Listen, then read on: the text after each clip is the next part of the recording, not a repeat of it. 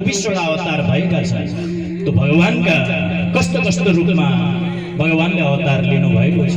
हामी कथा सुन्दै जान्छौँ। 24 अवतार भगवानका कस्ता कस्ता छन्। प्रश्न नम्बर 5 गर्नुहुन्छ, जीवको परम लक्ष्य के हो?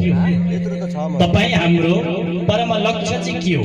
खानु, सुत्नु, कमाउनु, परिवारलाई खुसी पार्नु, यही हो तपाई हाम्रो परम लक्ष्य? हामी परम लक्ष्यका बारेमा पनि कथालाई श्रवण गर्छौँ।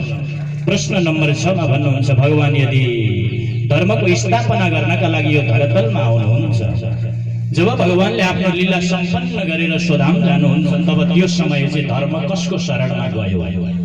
धर्म कसको शरणमा छ? धर्म कम शरणं गतः।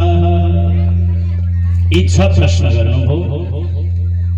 आज सुतजी महाराज बडो प्रसन्न हुनुभयो। हे ऋषियो, तिमीहरूले बहुत सुन्दर प्रश्न गरेका छौ। किम श्रेय शास्त्र सारकः स्वतार प्रयोजन, किम कर्म केवतारश्च धर्मकं शरणं गतः।